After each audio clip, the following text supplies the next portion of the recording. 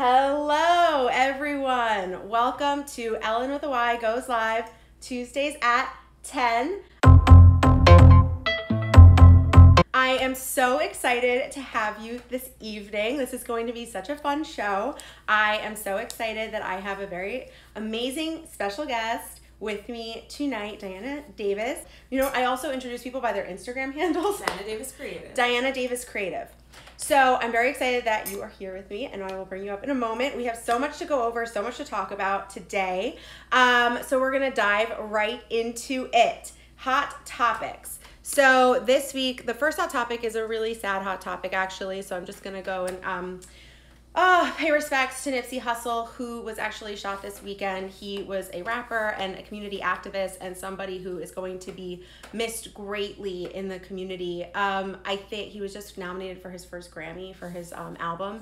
He's really been like on the come up doing his own thing, and I think he was a really big inspiration for people, especially in LA within his community. And I was watching this video that, I don't know if anyone watches like Power 105 Breakfast Club, but Charlemagne the God, who I love, he is a god.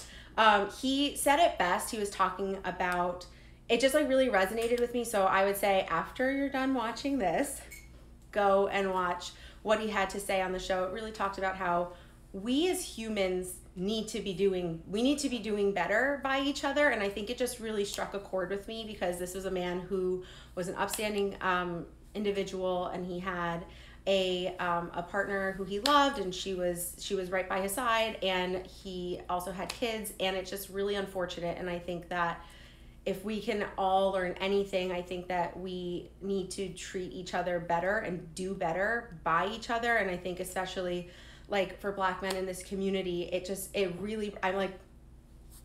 really breaks my heart to see what's happening. And I think that we all just need to, oh my God. I think we all just need to do better by each other and do better for fellow man. And I think it's really unfortunate and really sad. So I just wanted to spend a moment to say that it's really sad that I'm really sad he's gone. So this is going to be a fun, happy show for the rest of the show. And we're gonna get into a topic that I really love to talk about. I think this is 3 weeks running. Kanye. Kanye Sunday service. I cannot stop talking about Kanye Sunday service, so I'm just gonna unpack it in a couple different ways. So first of all, the big news, which I'll show you this photo here of him at his Sunday service. Look at him just basking in the glow of the Calabasas sun. If we all could go to Sunday service in Calabasas, wouldn't that be amazing? I'm still waiting for my invitation to the info session. He announced this weekend that not only is he having this Sunday service, invite only, NDA signing, celebrity attending Sunday service event every Sunday. He has now been asked to have Sunday service pop up at Coachella on Easter Sunday. So that's something that's happening now. So Kanye is going to go to Coachella and bring his Easter Sunday service and performance. And I think that it's a really cool thing to have like a gathering of people to sing music together and let that kind of community wash over you. I definitely have gone to church and enjoyed the singing and the experience of when you go to a church that's like super musical. It's like really fun, and it actually just kind of like makes you peaceful and makes you feel really calm afterwards. So I think that's really cool, and I think that a lot of people that attend this, they've been in the comments of their posts from Sunday service saying like, you all have this wrong, it's not a cult, like this is just a peaceful experience. But what I will say to that, I'm not saying that it's a cult, I'm just saying there are cult-like tendencies happening in and around the Sunday service, which are as follows. Kanye buying over 300 acres in Calabasas and making people sign NDAs, and which I mean kind of a standard in LA, so like let's take that with a grain of salt. But then also the dressing in the same colors. Like there's just some things about this that are making me a little bit uncomfortable from like could be a cult perspective. But again, like I said, I would be down to go to an info session. I'm super jealous I'm not going to Coachella because you bought your ticket like thinking it was going to be just this person performing, just Tame Impala, just you know, just Ariana Grande, and then here you are getting a Kanye performance, like choral orchestral singings of Poopity Scoopity. Like how exciting. I mean, I would be down. I also just think that we should spend a second and remember that just a couple minutes ago, Kanye was fully canceled. Like, our society was not down for Kanye just a couple months ago based on everything he was doing and saying, hanging out with Trump and going to TMZ and saying what he was saying. So it's just really interesting to me also that, like, he's affiliated with, like, the biggest PR machine in the world, the Kardashians. And the fact that he has now aligned himself with something that is so purifying as something called a Sunday service, and something that maybe would be the one thing that would bring him back to the good graces of our society. It feels a little orchestrated, but I am so here for it. And if people are getting any kind of positivity out of that experience, like, to each is their own. And again, like, I'm just going to continue to say I would gladly accept an invitation to go to a Sunday service and experience that, because it looks like really, really fun. I also think, I'm going to put this out there because last time I spoke about his cult-like behavior, other articles popped up onto the internet a week later. So I'm just going to address how I think that maybe the way that Kanye was behaving this year and meeting with Trump and, you know, saying what he was saying, I think he's going to come out and say that that was all performance art.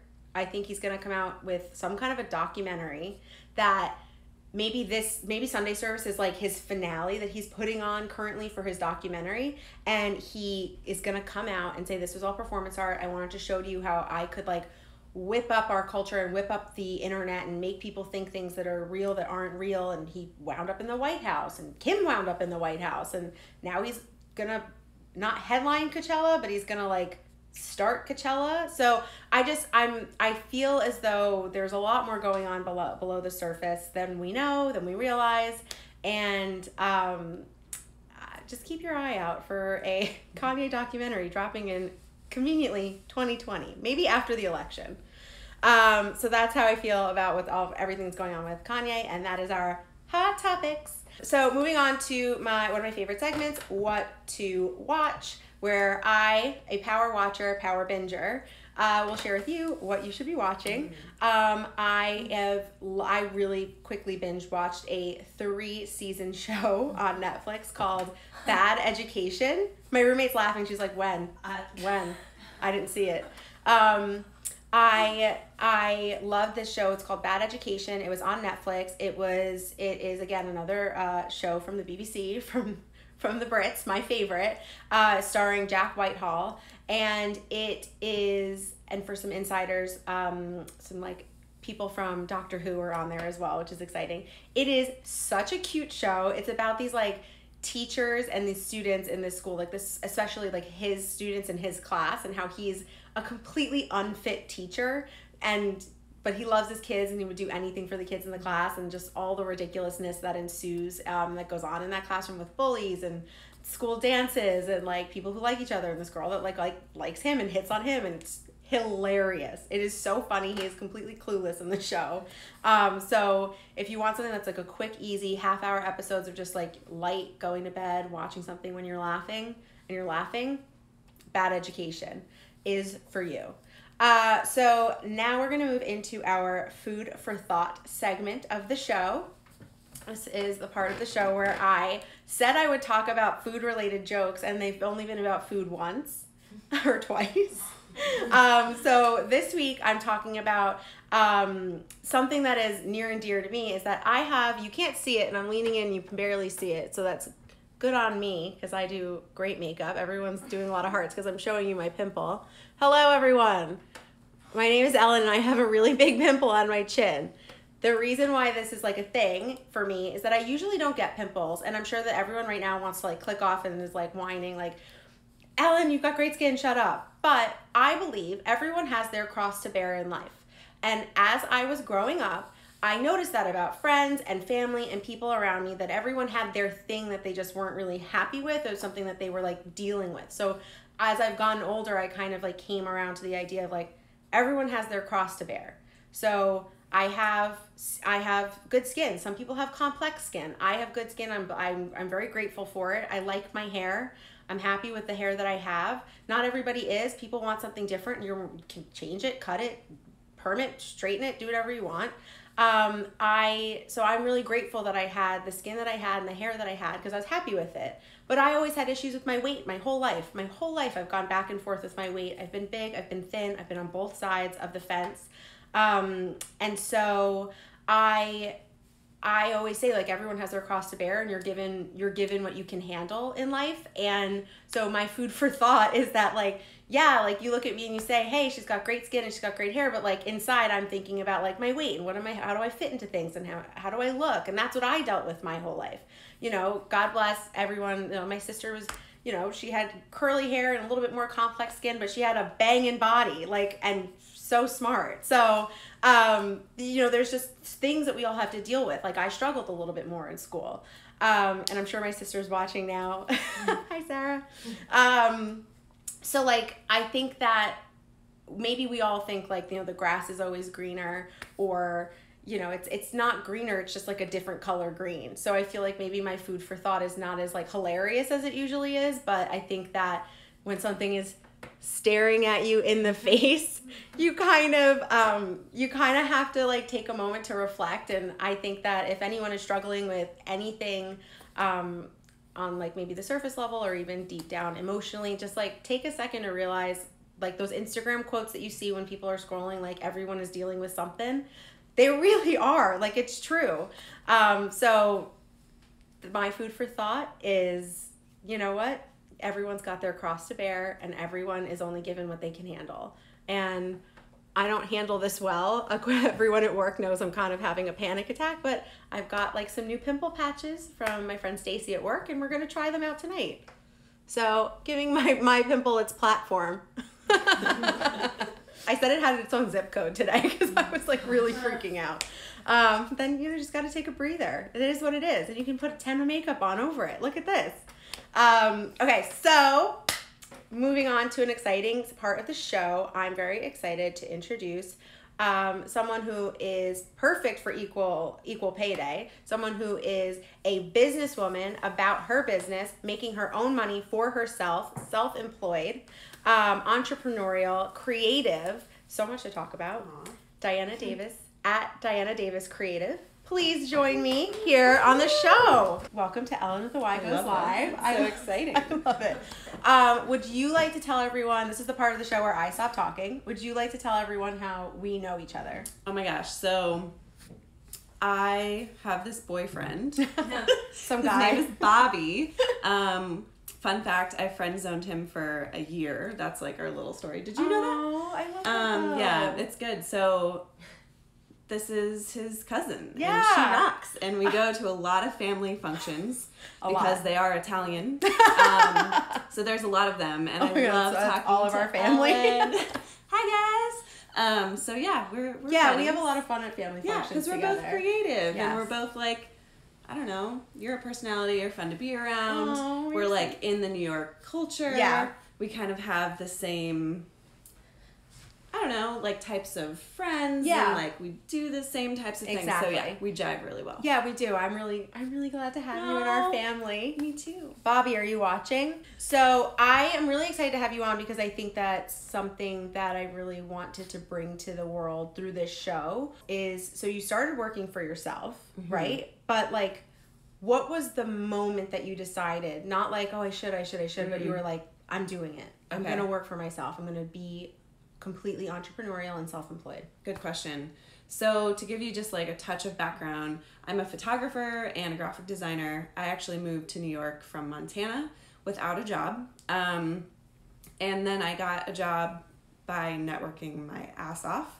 Lots of coffee dates. I got a job at Time Inc., which is now Meredith Corp. and in publishing. And then I actually got poached over to Hearst, which is also publishing, as a graphic designer. And I was sitting there kind of like, my soul is dying a little bit, but, like, we're gonna check off this corporate box. And, like, when people would ask what my goal was, I would say probably work for myself eventually, but I really, like, didn't know what that would look like, and maybe in, like, 15 years that would happen. So as New York goes and as the publishing world goes, I actually got laid off from my job, which was the biggest relief of my life. Okay. So and then like a breath of fresh air. Literally. Okay. I was sitting there doing like a fashion collage of some sort. And I was like, this is not for me. Like, that's just not me. And if it is for you, that's wonderful. But it just wasn't for me. So it was a huge relief. And I actually had to tell my family and Bobby and all these people, like, I'm going to tell you some news, but don't freak out. Like, I'm actually okay. I just got laid off and I'm excited about it. So I actually had this conversation with this gal who has this networking group called 6 Degree Society. Her name's Emilee Morell. And met her like right after it happened, and she sat me down for coffee and was like, what do you picture your day-to-day like? Like, do you want to go and get up and go to work, go to a desk job? And that's fine if that's you. Do you want maybe like 3 to 5 solid retainer clients, and once you get those, you're just set? Or do you want to work with like a ton of different people? And so I was like, I want to meet new people every day. And I think this is what I need to do. So I gave myself a deadline. It was September at the time. If I'm broke and miserable by December, I will get a job. It's like not that hard. And so realizing that I could take advantage of working with a ton of cool companies by working for myself. So I did it. I just did it. You just like ripped the band-aid and let's go. And that's when everything like just falls into place. And then so how do you sustain that? Like, you have to be so entrepreneurial and so like in the hustle of finding clients and finding, you know, people to work with. And you were saying you're traveling and finding clients now.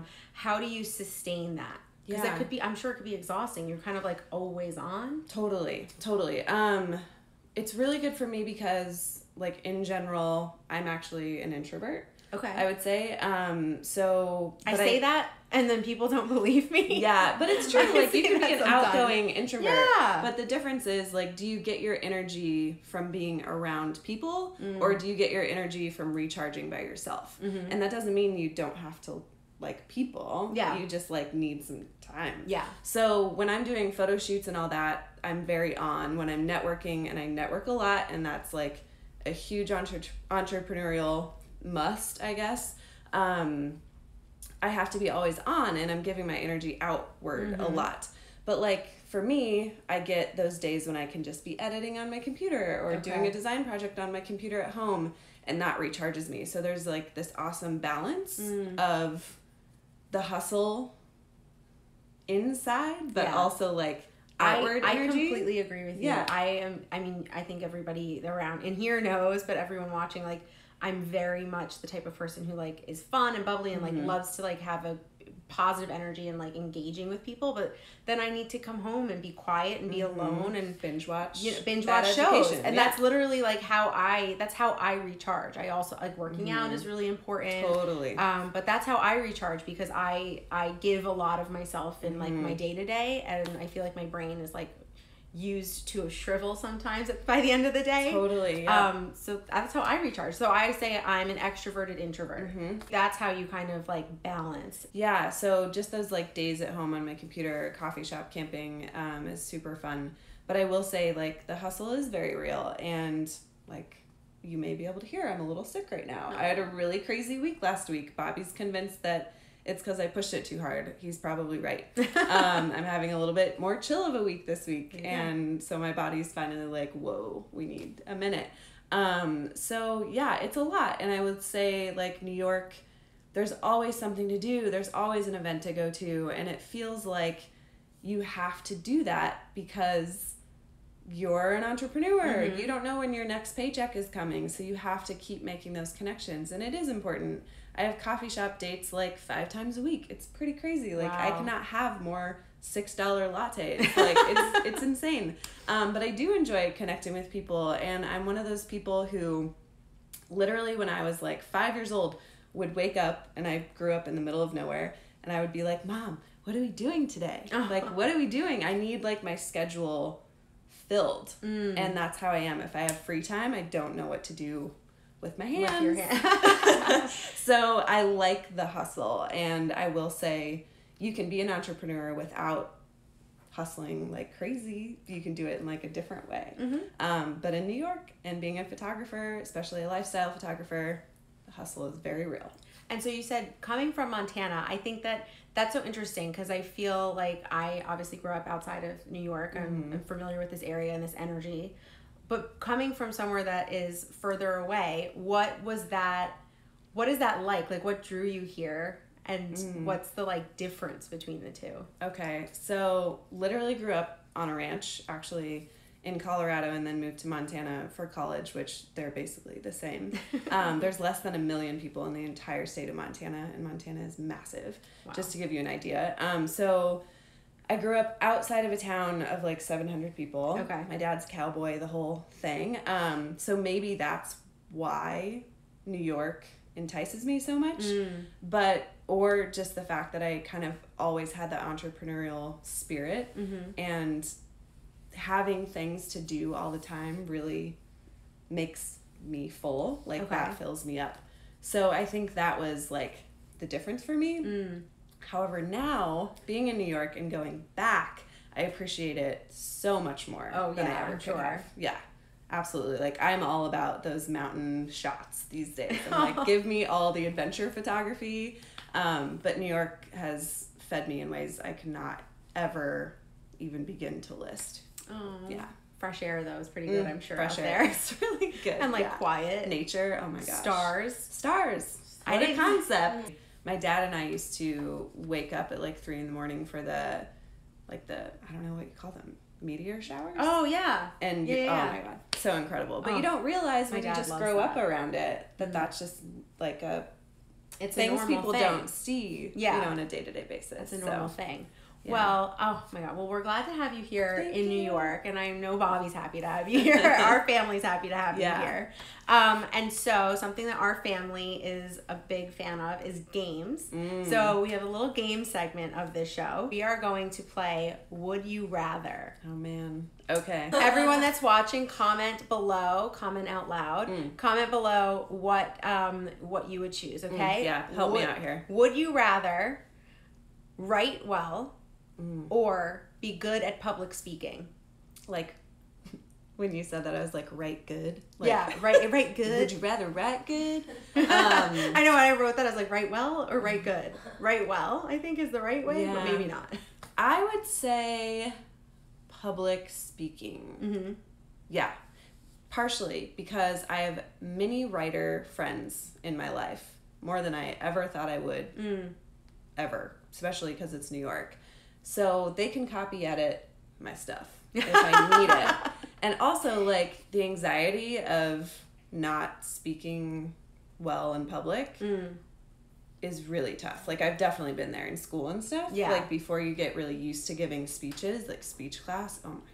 Like, I would get, like, all red. And my voice would sound like I was about to cry because it was, like, shaking so hard. But look how far you've come. You're so good. Yeah, I wouldn't want to go back there. Is okay. So you've been there and you don't want to go back I don't there. want to go back. I would also would prefer to be good at public speaking versus writing. Right. Because I think that my natural inclination is to speak publicly. Yeah. And if I wasn't good at it, but I wanted to, I would be really sad. Yeah, that would take away part of your personality. Yeah. Okay, so the next question is, would you rather live a week in the past or in the future? Ooh, that's a good question. I know. Sometimes I get really proud of myself with these questions. I would say in the future. Okay, explain. The only way I would say it would be in the past would be like childhood. Okay. Like, I wouldn't want to redo any, like, so many of those people who are like, I would love to go back to college tomorrow. I'm like, what? I don't know. Like, none of that. Future, I would like to, like, I guess it's kind of like seeing your goals come to fruition in a small, like, little scope. So you could be like, yeah, that's going to happen and I'm going to do that. And maybe that's where I'm going to live.